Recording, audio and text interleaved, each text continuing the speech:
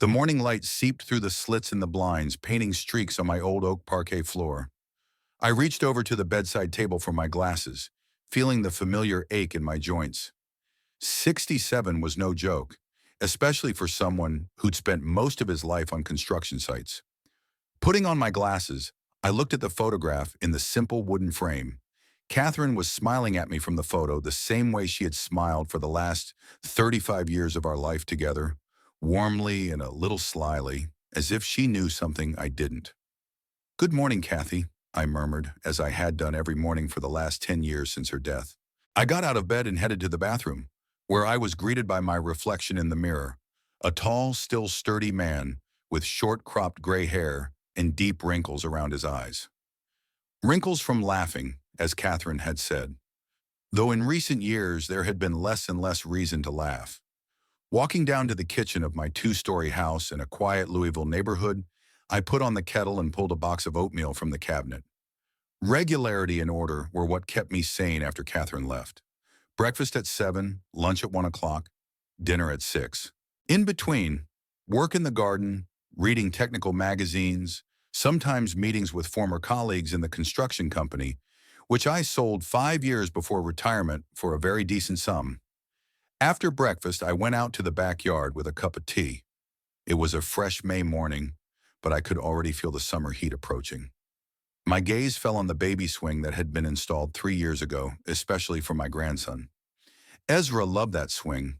At 8 years old, the boy was surprisingly serious and inquisitive, just like I had been as a child.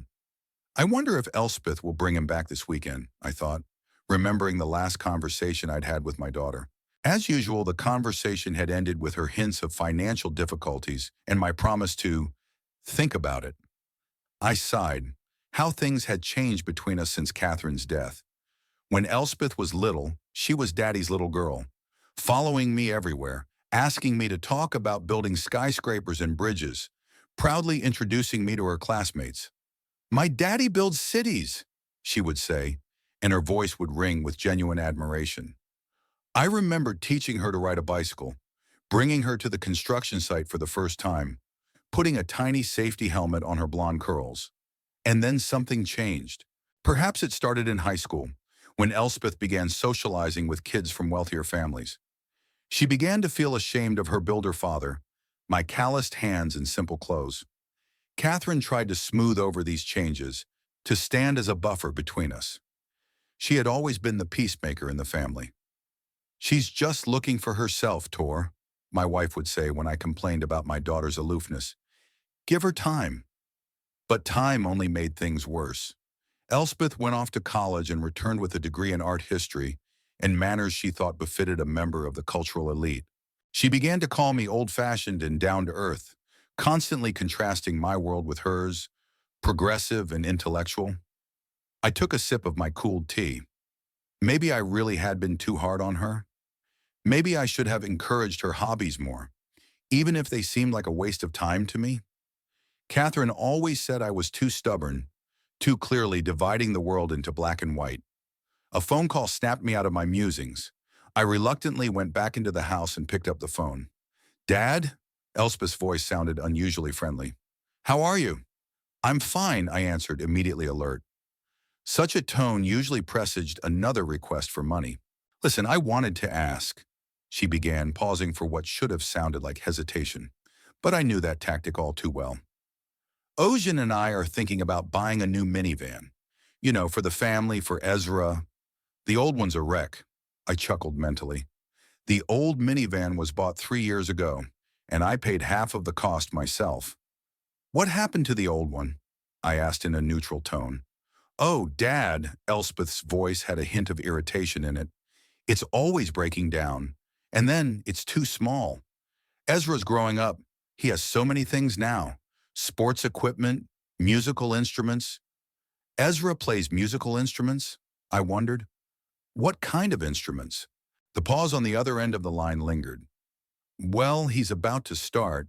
We're thinking piano, or maybe violin. He clearly has a talent for music." I remembered our last meeting when Ezra had spent hours building a model of a bridge with me out of a construction kit, listening with rapt attention to explanations about load distribution and resistance of materials. Really? I thought he was more interested in construction. Daddy, Elspeth's voice became harsher.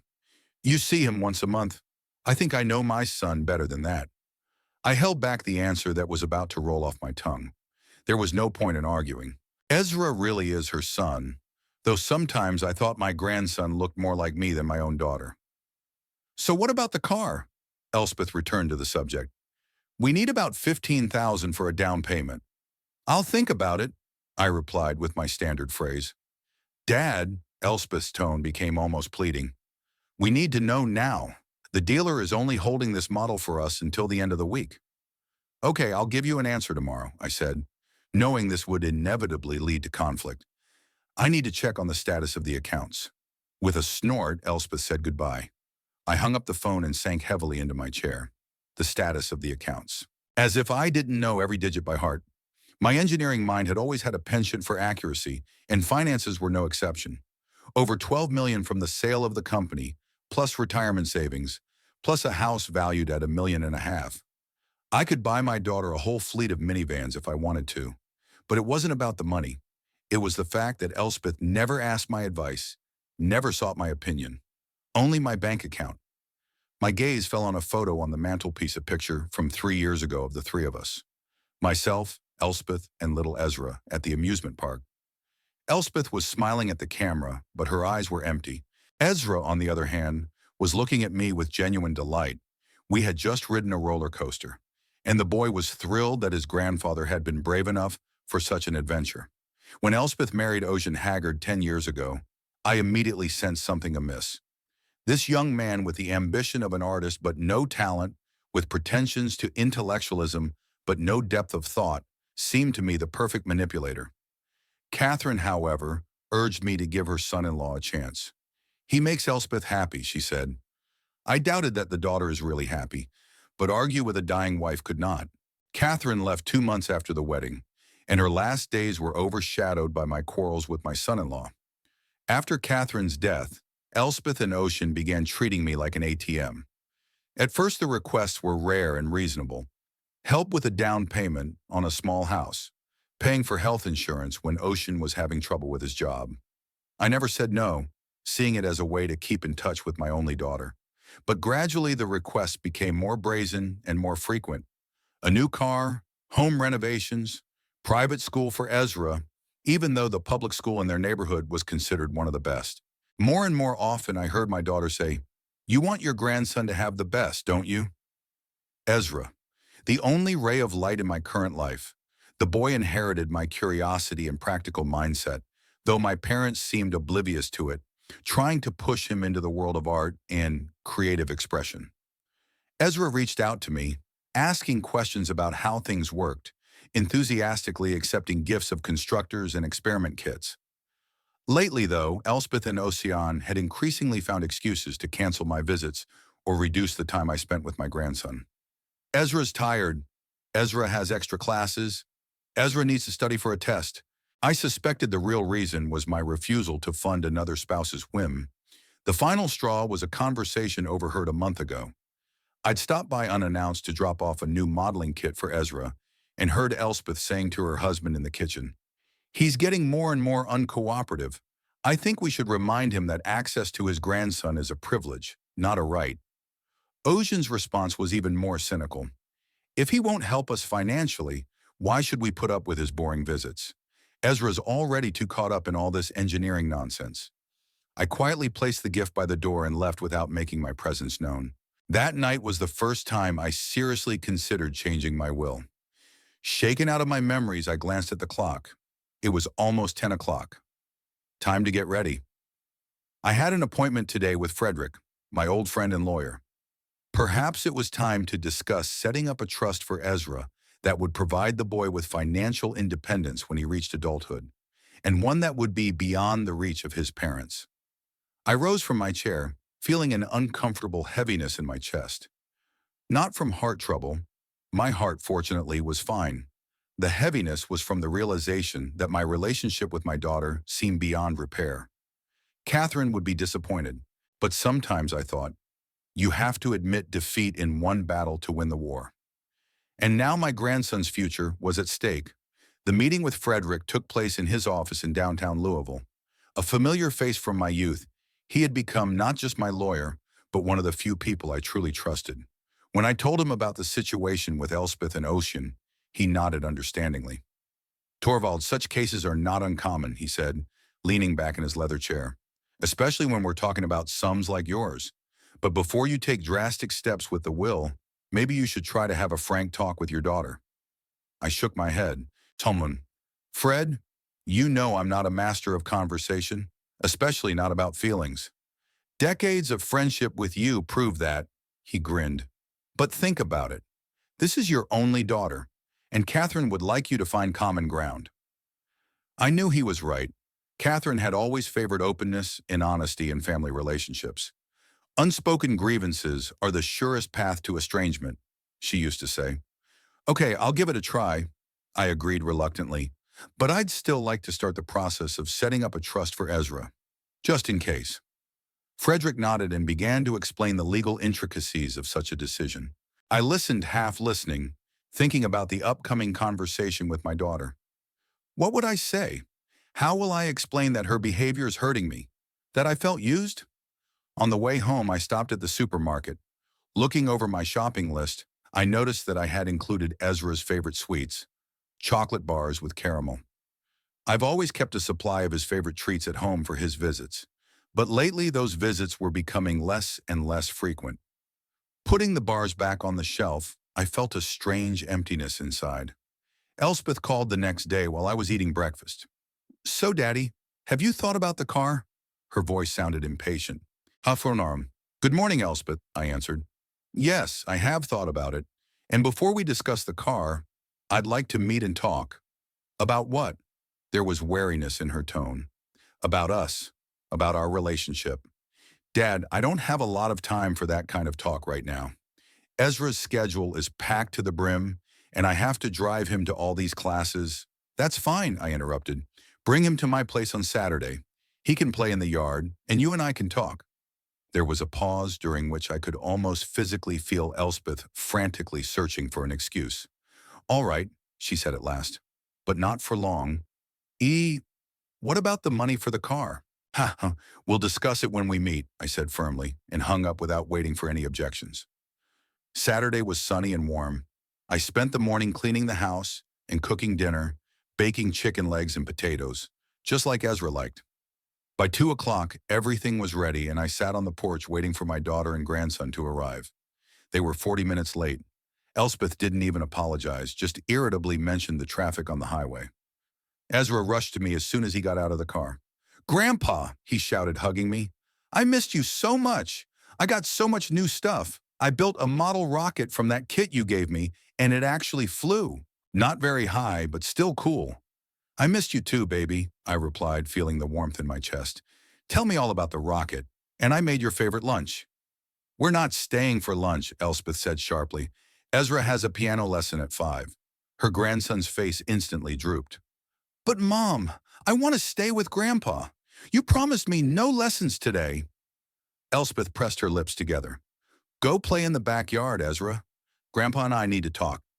When the boy reluctantly obeyed and went to the swing set, I offered my daughter tea. We sat down at the kitchen table, and I decided not to beat around the bush. Elspeth, I feel that our relationship has changed, and not for the better. I think you only see me as a source of finance, not a father. She raised her eyebrows. What are you talking about, Dad? Of course you're my father. It's just... You know how hard it is for young families these days. Everything's so expensive, and Ocean has been promising for 10 years to sell his paintings and open a gallery, I finished for her. But it never happened. But the requests for money from you come more and more often. Elspeth's face turned cold. So that's how you see the situation? We're just using you? And the fact that we're raising your grandson, giving him the best education, opportunities for development, that doesn't mean anything? I appreciate that, I replied calmly. But I think you're using Ezra as leverage against me. If I don't give you money for your whims, you limit my meetings with him. That's not true. Elspeth was indignant, but her eyes told me I was onto something. It is, and we both know it. I heard your conversation with Ocean a month ago when I stopped by to drop off the gift for Ezra, about how access to a grandchild is a privilege, not a right. Elspeth flared up. Were you eavesdropping? No, I just came at a bad time. But that doesn't change the point. You're manipulating me using Ezra, and it has to stop. She stood up, paced the kitchen nervously. Dad, you've got it all wrong. We just want what's best for Ezra. And that takes money. If you don't want to help, just say so. But don't accuse us of manipulation. I've always helped you, I reminded you. Down payment on the house, car, repairs, private school for Ezra. Even though the public school in your neighborhood is one of the best, the list goes on and on. But that's not what this is about. I want you to stop using my grandson as a money-making tool. How dare you? Elspeth's voice has risen. We have never used Ezra. He's our son. We love him. And you? I love him too, I said quietly. More than anything in the world. And I want to be a part of his life. Not just an ATM, but a real grandfather. Then prove it. Elspeth crossed her arms over her chest. If you really love your grandson, you'll help us buy a new house in Graceland Hills. There are great schools there, lots of kids his age, parks, sports fields. It's the best thing you can do for Ezra right now. I stared at her, stunned. Graceland Hills, but the houses there cost at least $1 million. $200 million for the one we like, Elspeth clarified. But that's not a problem for you, is it, Dad? You sold the company for tens of millions. For 12, I corrected myself. And it's not about whether I can afford to buy you a house. This is about you not hearing me. I'm talking about our relationship, and you're talking about money again. Because money solves problems, she exclaimed. If you buy us a house in Graceland Hills, we can move Ezra to a better school, give him a better future. And of course, you'll be able to see him more often. We can even pick out a house with a guest house so you can stay with us. I felt anger slowly rising in me. She didn't even try to understand my feelings, my concerns. It all came down to money. What if I say no? I asked quietly. What if I said I wouldn't give you the money for a new house? Elspeth's face turned hard.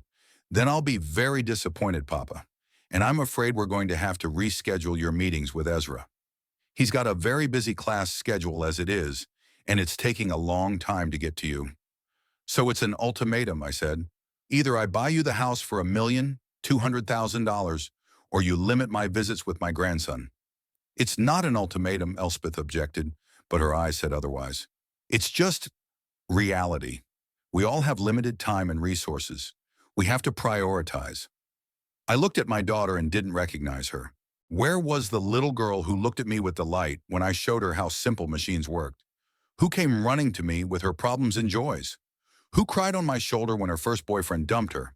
In front of me stood a cold, calculating woman, ready to use her own son as a bargaining chip. You know what the saddest part is, Elspeth? I said after a long pause. You don't even realize what you're doing is wrong. You really think that providing Ezra with material goods is more important than letting him have a relationship with a grandfather who loves him? Don't be dramatic, Dad, she snorted. No one's saying you won't be able to see Ezra. It's just less often. Unless you help us with the house. I shook my head slowly. I need to think about it. This is a big decision. Sure, Elspeth smiled, clearly deciding she'd won. But don't take too long. The sellers of the house expect an answer by the end of the month. I'll give an answer in a week, I promised. Now, if you don't mind, I'd like to spend some time with Ezra. Alone. Dad, I told you, we don't have much time. Ezra has a lesson. Piano at 5, I remember. It's only 3 o'clock. 2 hours is all I'm asking for. Elspeth reluctantly agreed and left, saying she'd pick up her son at 5 sharp. I went out into the yard where Ezra was busily examining a beetle on a leaf. Grandpa, look, he exclaimed as I approached. It's a deer beetle. It has such huge jaws like the antlers of a deer. I sat down next to him, looking at the insect. It does look like a deer. You know, those are the jaws that males use when fighting for females, just like deer use their antlers. Really? Ezra's eyes widened with delight. What else do you know about bugs? The next 2 hours flew by. We explored the garden. I told him about insects and plants, Then we ate chicken feet and potatoes, and I showed him how the little electric motor I'd built for him worked. "This is for you," I said, handing him a box with the motor in parts for experimentation. "Don't tell your mom it's from me. Tell her you found it at school or something." Ezra looked at me in surprise. "Why? Mom doesn't like it when you give me things like that?" "Not really," I answered cautiously. "It's just, adults have different opinions about what's best for kids. Your mom wants you to do more music." "But I don't want to play the piano," Ezra complained. "It's boring. I want to build things like you." I hugged him, feeling my heart clench. "You can do both. Being able to play a musical instrument is great, but building is important too. The key is to find something you really enjoy."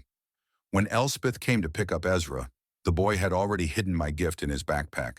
They left, and I was left alone in the empty house. Sitting in the chair, I thought long and hard about the conversation with my daughter. She had given me an ultimatum. Either I buy them the house, or they would limit my visits with my grandson. And from the looks of it, that was just the first step. The house would be followed by something else, and another, and another. I remembered what Frederick had said about the trust for Ezra. Maybe it was time to stop hoping to rebuild my relationship with my daughter and focus on protecting my grandson's interests. The decision came naturally. I picked up the phone and dialed the number. "Fred, it's Thorwald. Remember we talked about the trust for Ezra? I want to start the process." "Oh, and, I need to change my will." As I hung up the phone, I felt a strange calmness. For the first time in a long time, I was sure I was doing the right thing, even if it meant breaking up with my daughter for good. The 3 weeks after our conversation with Elspeth flew by in a flurry of activity. I met with Frederick almost every day, discussing the details of the trust for Ezra. We worked out every detail, the terms of the money, the protection against Elspeth's and Ocean's attempts to gain control of the funds, even the appointment of an independent trustee. "Shunom. Torvald, are you sure you want Elspeth out of the will?" Frederick asked at one of our meetings. "That's a pretty radical step," I wondered. Despite everything that had happened, Elspeth was still my daughter, the only child that Catherine and I loved so much. "You're right," I finally answered. "Leave her the house and a small amount of money. Make it 500,000. Put the rest in a trust for Ezra." Frederick nodded, making notes. "What about the terms of the trust? When will Ezra have access to the money?" "Some at 18, some at 21. Full control at 25. And I want provisions made for his education, regardless of age." We discussed every detail, every scenario. I wanted to be sure that my $12.5 million would be used exactly as I planned, to secure my grandson's future, not to satisfy the whims of his parents. In all this trouble, I had almost forgotten my promise to give Elspeth an answer about the house. She reminded me about it when she called me exactly 1 week after our conversation.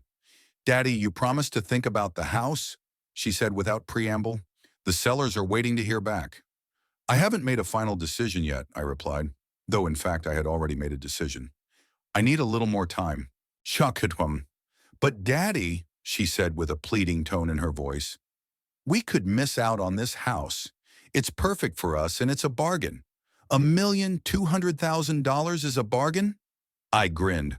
"For Graceland Hills, yes," she exclaimed. "The other houses there cost $1.5 million or $2 million. Please, Dad, for Ezra's sake." I sighed. It's always the same tactic, using the grandson as leverage. "I'll give you an answer next week," I said firmly. "Not before." Elspeth was clearly displeased, but she didn't argue.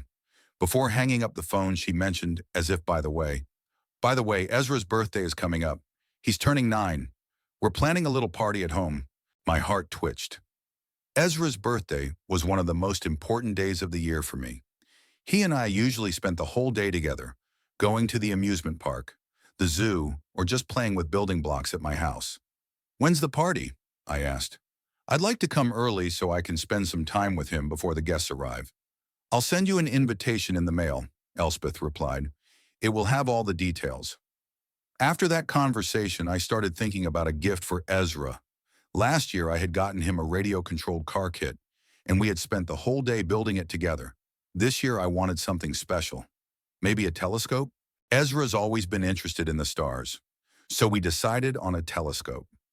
I spent a few days researching, choosing a model that would be easy enough to use for a 9-year-old, but still give good image quality. In the end, I settled on a fairly expensive model with automatic pointing and a built-in database of celestial objects. The invitation came a few days after our conversation.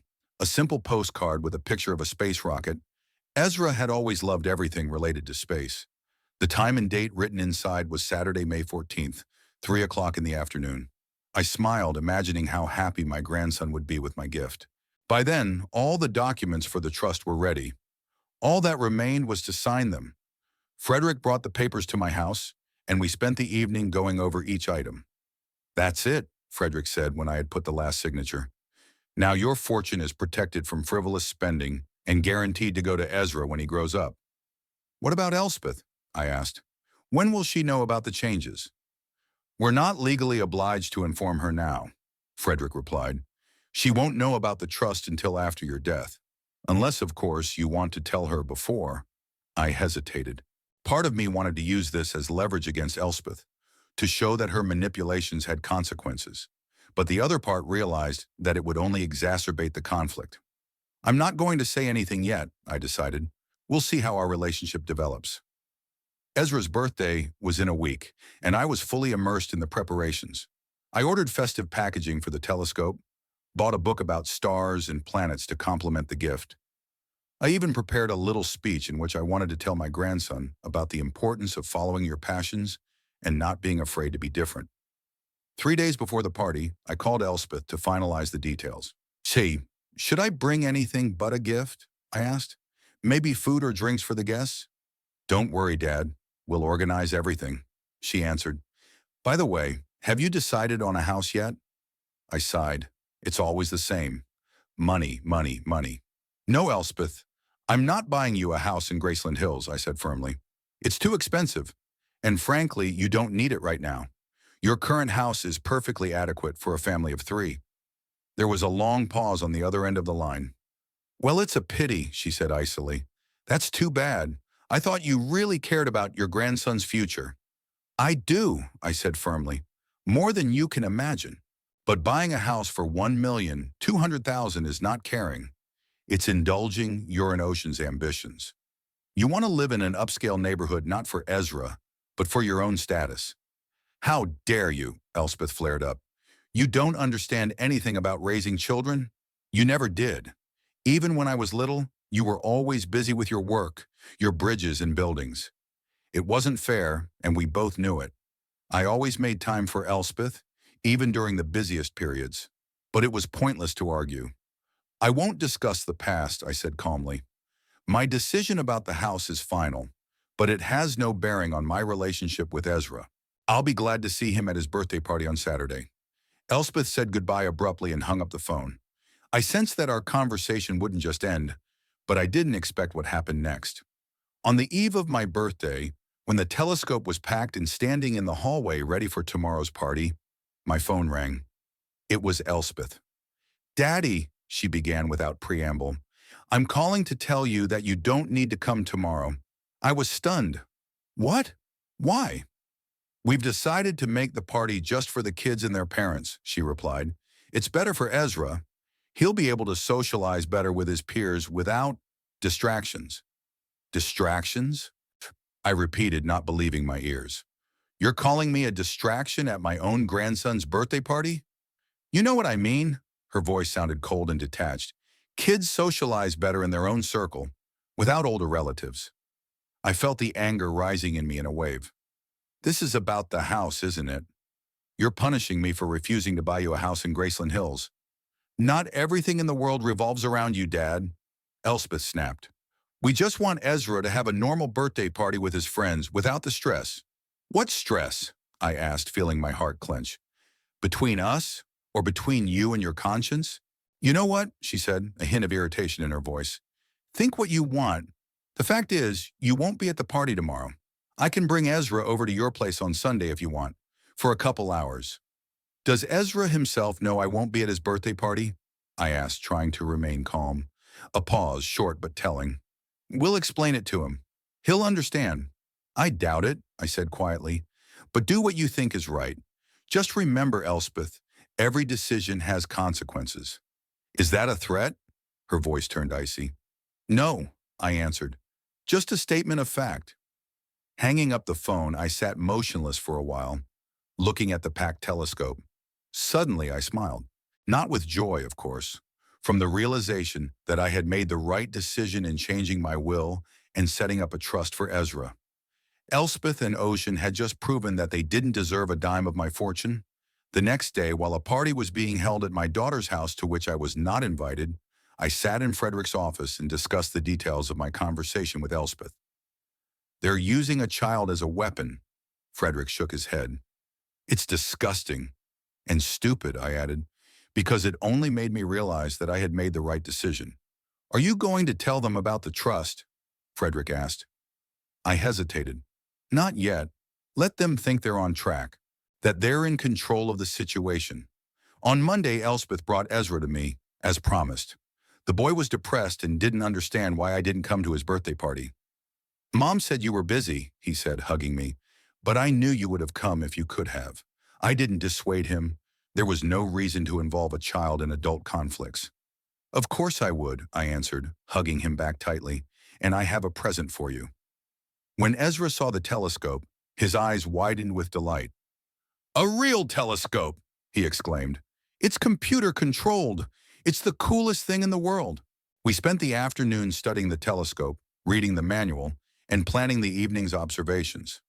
I explained to him how the optics worked, how to adjust the focus, how to use the built-in database of celestial objects. Ezra absorbed the information like a sponge, asking intelligent, detailed questions. I was once again convinced that my grandson had inherited my analytical mindset, despite his parents' best efforts to steer him in a different direction. When it was time to leave, Ezra looked anxiously at the telescope. Grandpa, can I leave it with you? He asked quietly. Papa might not understand. He says science is boring, and I should do more art. My heart squeezed at those words. Of course you can, I answered, hugging him. The telescope will be waiting for you here, and we'll watch the stars together the next time you come to visit. Ezra left, and I was left with a heavy heart. How can parents so suppress their child's natural inclinations? How can they not see that their son is a born explorer, not an artist? 2 days after Ezra's visit, Frederick called me. Torvald, I have strange news, he said. I just got a call from Elspeth.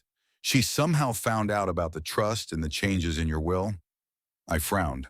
How is that possible? We haven't told anyone. I have no idea, Frederick replied. Fool, maybe she knows someone at the notary's office or the bank. In any case, she's furious. No sooner had I hung up after talking to Frederick than the phone rang again. This time it was Elspeth. How could you? She shouted without saying hello. How could you disinherit me and give everything to Ezra? Not everything, I said calmly. You still have the house and $500,000. The rest will actually go into a trust for Ezra to manage when he grows up. $500,000? Her voice shrieked. That's nothing compared to your fortune. $12.5 million, Papa, and you're leaving me a measly $500,000. And the house, I reminded him, Action, which is worth $1.5 million. So you'll get $2 million in total. That's more than enough. Daddy, what about me? There were tears in her voice, but I wasn't sure if they were genuine. I'm your daughter. I'm your flesh and blood. How can you do this to me? I took a deep breath. It is precisely because you are my daughter that it pains me so much to see what you have become, Elspeth. You use your son as a tool to make money. You wouldn't let me come to his birthday party because I refused to buy you $1,200,000 house. You suppress his natural inclinations and talents because they don't fit your idea of prestige. That's not what your mother and I taught you. You don't understand anything, Elspeth shouted. We do everything for Ezra. Everything. And you're just getting back at me for not living the life you want me to live.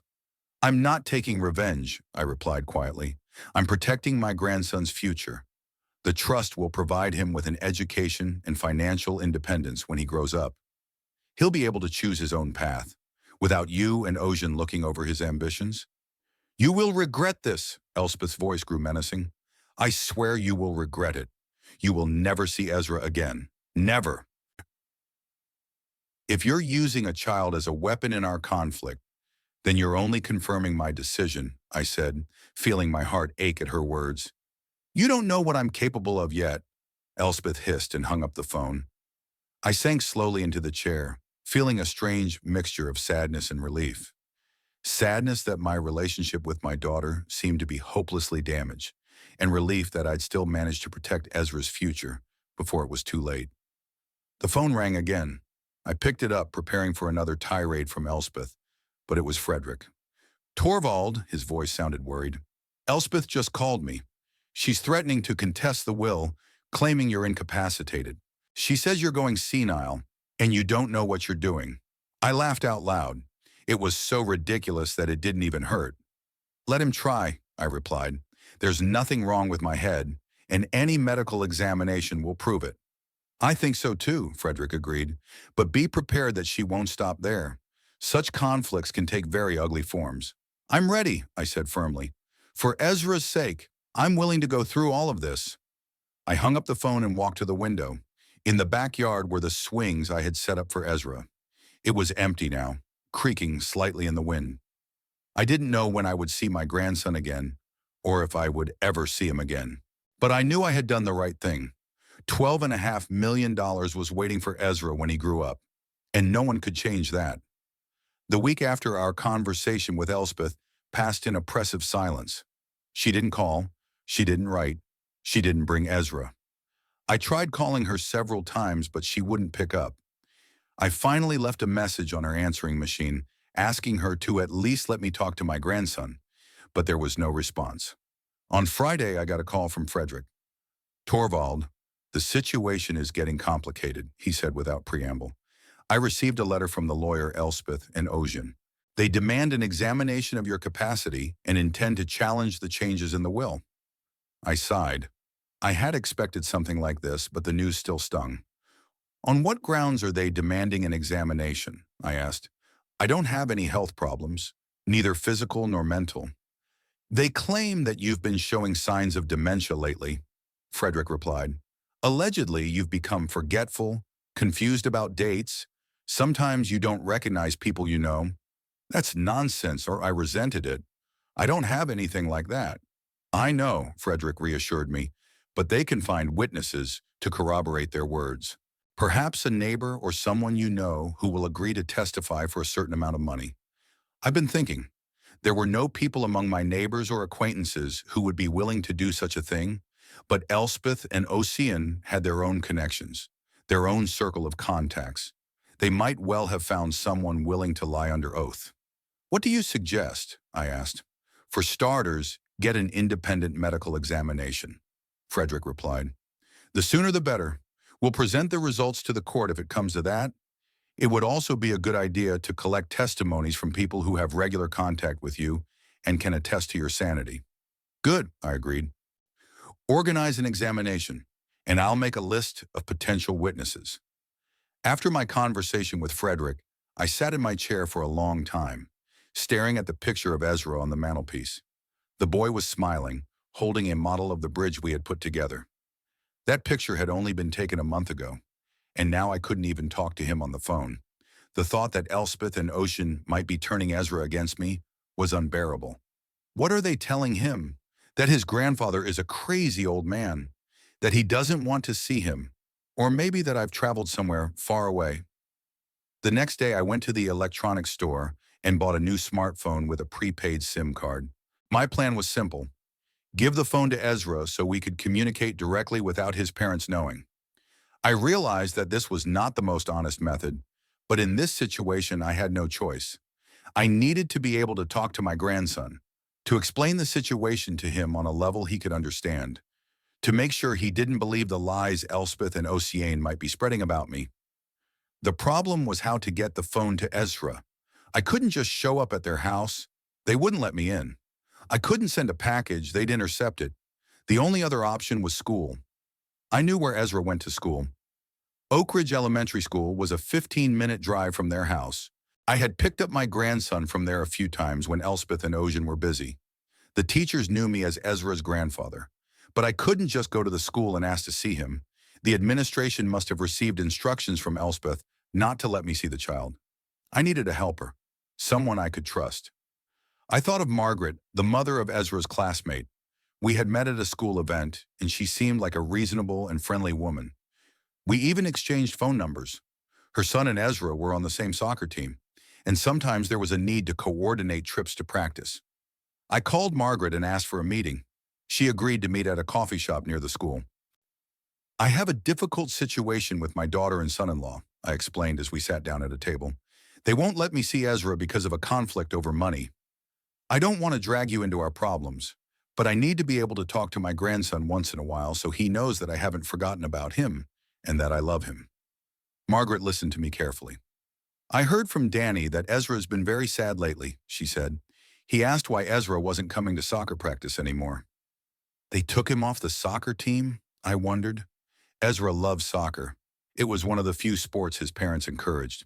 Yeah, it's been 2 weeks now, Margaret nodded. The coach said that Ezra's parents had decided to focus on his music lessons. I shook my head. Another attempt to force a boy to do something he didn't like just to fit their idea of prestige. I want to give Ezra a cell phone, I said, showing a small box. So we can talk sometimes. Would you be able to help? Margaret hesitated. I don't want to get involved in family matters, she said uncertainly. On the other hand, I can see that Ezra misses being with you. Danny said he often asks about you. Eventually, Margaret agreed to help. We agreed that she would invite Ezra to her son's birthday party next Saturday. Elspeth and Ocean were unlikely to mind. Margaret's family was exactly the kind of social milieu they wanted to keep in touch with. The plan worked even better than I expected. Elspeth not only allowed Ezra to go to the birthday party, but she didn't accompany him.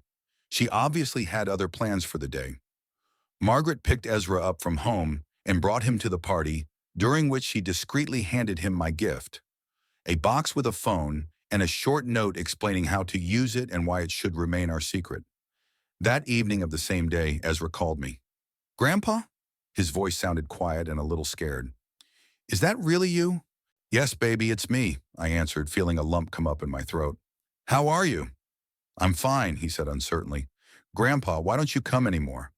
Mom said you were sick and didn't want to see anyone. I gritted my teeth. So that's the kind of lie they fed the kid. Ezra, I'm not sick, I said softly. Your mom and dad and I are having an argument about some adult things. They don't want us to see each other because of it. But I'm perfectly healthy and I miss you very much. I miss you too, Ezra whispered. And I also miss soccer. My mom said I need to practice piano more, but I don't like it. I want to play soccer and build models like I used to. We talked for almost an hour.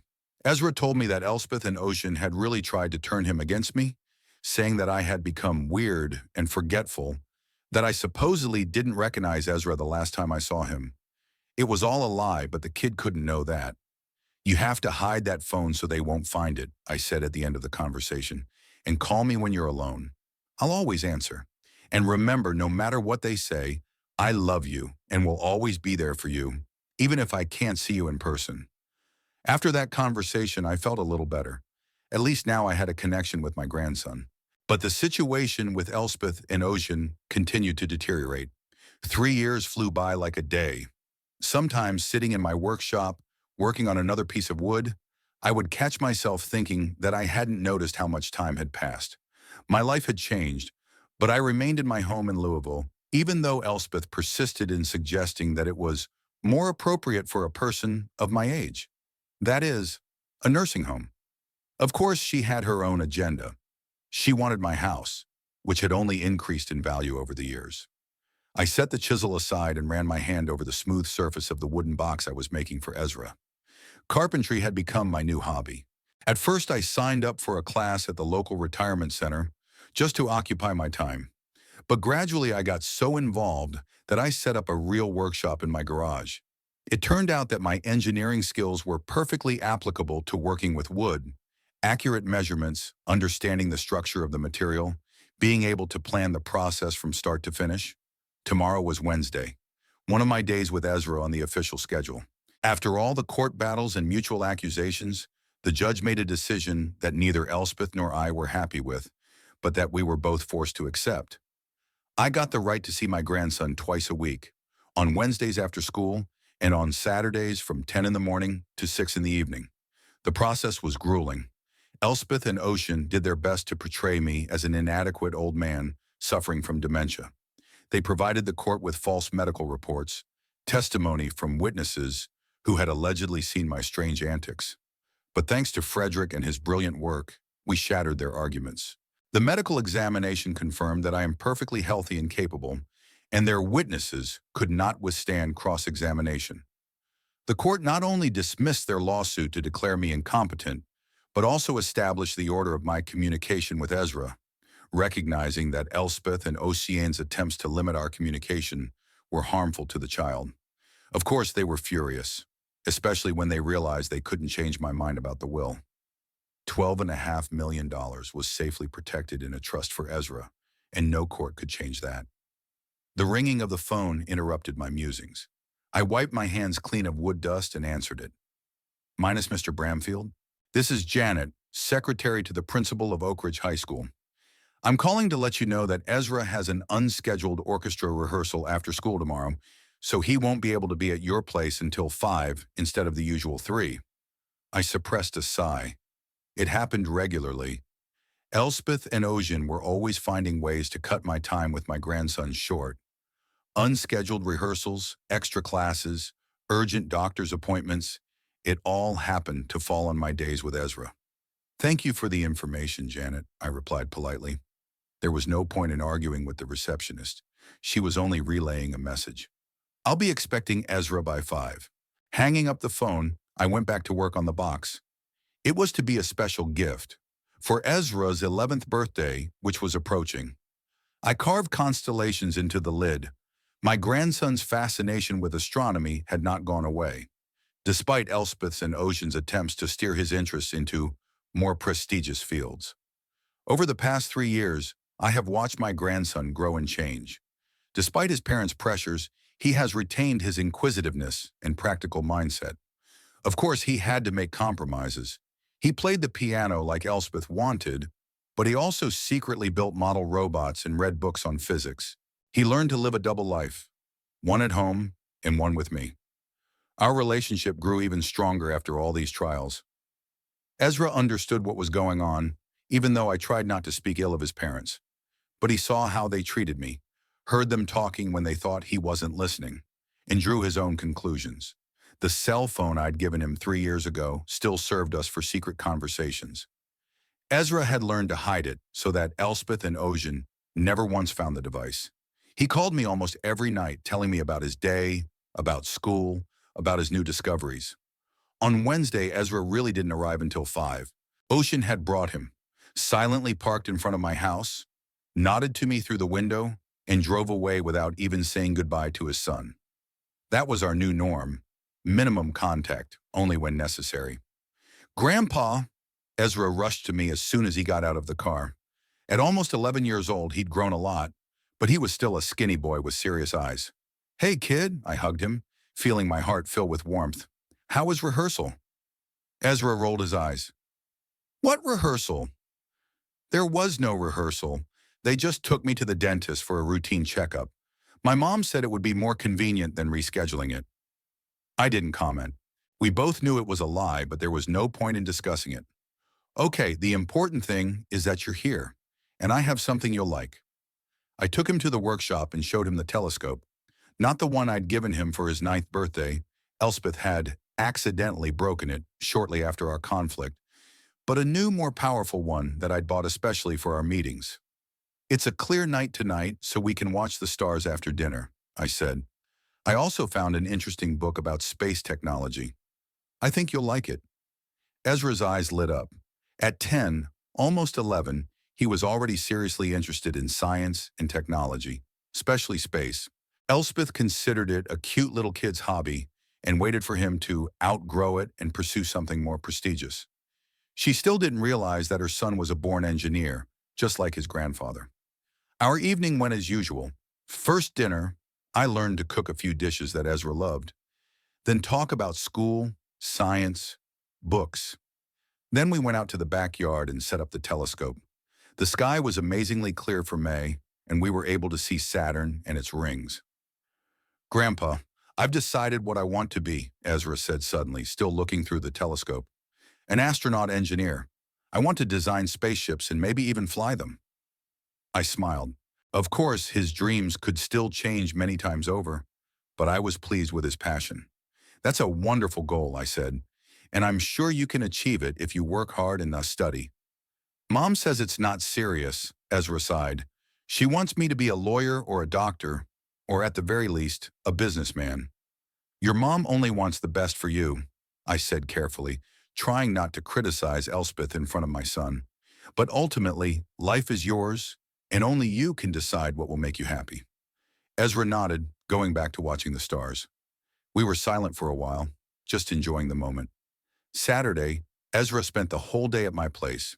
We went to the Science Museum, where there was a new exhibit about space technology. Ezra was enthralled, asking questions of the tour guide, scrutinizing each exhibit. I watched him with pride.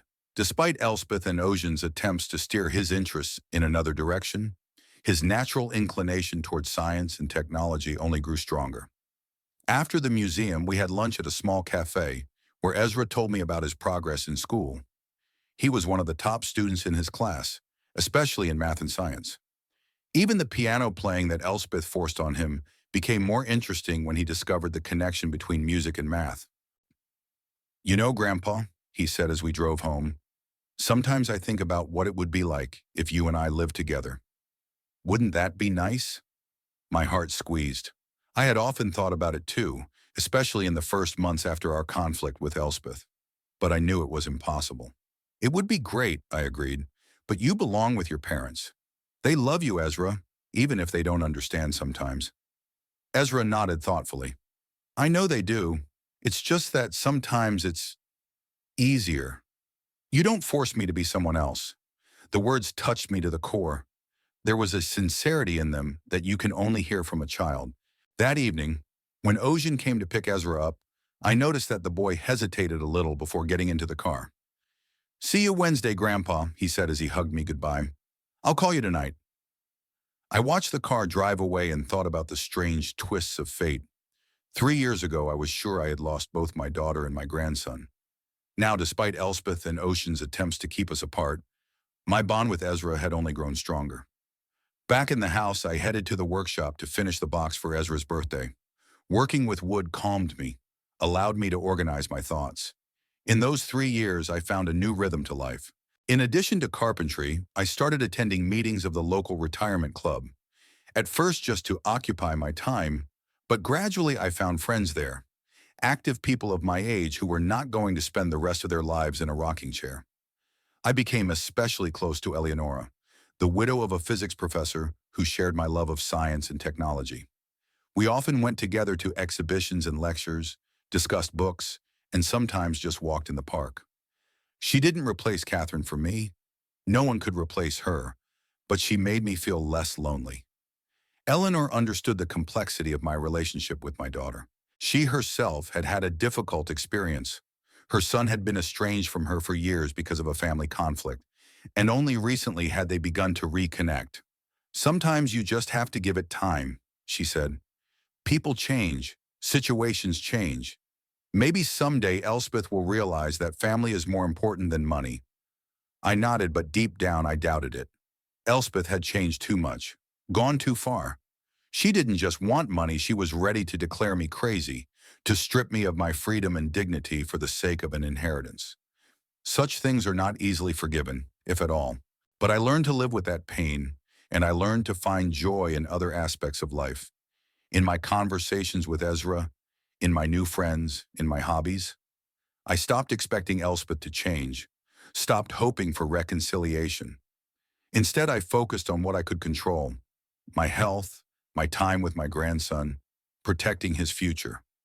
Sometimes while working in the workshop or watching the stars with Ezra, I felt Catherine's presence. I felt as if she approved of my decisions, despite their painfulness. She always put the welfare of the family above everything else. I think she would have understood that I was trying to protect not just the money but the values she and I shared: honesty, hard work, respect. That evening, as promised, Ezra called me on our secret phone. "Grandpa, Mom said they're throwing me a big birthday party this year," he informed me, "inviting the whole class and even some of my parents. Do you think you'll be invited?" I grinned. Knowing Elspeth and Ocean, the chances were slim. "I don't know, kid. But even if they don't invite you, we'll still celebrate your birthday when we see each other.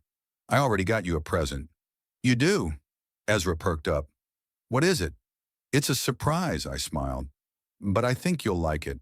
We talked some more, and I said goodnight to him. After the call, I sat in silence, thinking about the future. Ezra was growing up to be a smart, sensitive boy, despite all the difficulties in our family. I was sure he would find his way, even if Elspeth and Ocean kept pushing him in a different direction. Ezra's birthday was the following Saturday, one of my scheduled days. Elspeth called me on Thursday, for the first time in months. "Daddy," she began in an official tone, "Saturday is Ezra's birthday, and we're having a party. I know the schedule says it's your day, but I'd like you to have him here by 2 o'clock. The party starts at 3. I didn't say anything, so I wasn't invited after all. "Of course," I said at last. "I'll bring him by 2. "Thank you," Elspeth said dryly and hung up without saying goodbye. On Saturday morning, I gave Ezra my present, a constellation box and a kit for making holographic models of space objects. His eyes lit up with delight. "This is the best gift ever, Grandpa," he exclaimed, hugging me. "Thank you." We spent the morning experimenting with holograms, creating models of the solar system and distant galaxies. Ezra was so engrossed that I had a hard time tearing him away to have lunch before heading to my parents' house. On the way to Elspeth and Ocean's house, Ezra was unusually quiet. "Is everything okay?" I asked, noticing his thoughtfulness. "Yeah, it's just—" He hesitated. "I'd like you to come to the party, too." I smiled, touched by his words. "I know, kid, but your parents have their own plans for the party, and that's okay. The important thing is that we've already celebrated your birthday together." Ezra nodded, but I could see he was upset. As we pulled up to their house, he suddenly turned to me. "Grandpa, there's something I want to tell you." His voice sounded serious beyond his years. "I know about the money, about you leaving it to me instead of Mom and Dad. I overheard them talking about it. I was stunned. We never discussed my will or trust with Ezra." "Shorinin, so what did you think about it?" I asked cautiously. "I think you did the right thing," he replied simply. "I've seen Mom and Dad spend money. They bought a new car and then sold it 3 months later. They buy expensive things all the time and then forget about them. I don't want to be like that. I want to be like you, creating something useful, not just spending." The wisdom of this 10-year-old boy amazed me. I put my hand on his shoulder. "You're already wiser than many adults, Ezra, and I'm sure you'll find the right path, no matter what happens." We said goodbye, and I watched him walk back to the house, where his grandfatherless party awaited him. But I had peace in my heart. Despite the hardships, despite the separation from my daughter, I knew I had made the right decision. Ezra's future was secure, and our bond with him was stronger than ever. That evening, as I was reading a book in my chair, the secret phone rang. I was surprised. Ezra didn't usually call during his days with his parents. It was too risky. "Grandpa?" His voice sounded quiet. He was clearly trying to speak discreetly. "I wanted to thank you for the gift. It really is the best. And also, I miss our long talks, the telescope, your stories about building bridges, everything. It was a good holiday, but it would have been better with you." I felt a lump come up in my throat. "Oh, what? I miss you too, baby. But I'll see you on Wednesday, and I promise we'll watch the stars for as long as you want." "You promise?" There was a childlike hope in his voice. "I promise," I said firmly. "Now you'd better go before they miss you." I hung up the phone and sat still for a while, feeling a deep sense of satisfaction. Yes, I had lost my daughter. Yes, the last 3 years had been filled with litigation, hostility, pain. But I had protected Ezra's future, preserved our bond, helped him remain himself despite his parents' pressure. And that was more important than anything. More important than money. More important than mental comfort. More important than family peace. I'd made the right choice, and now, 3 years later, I didn't doubt it for a second.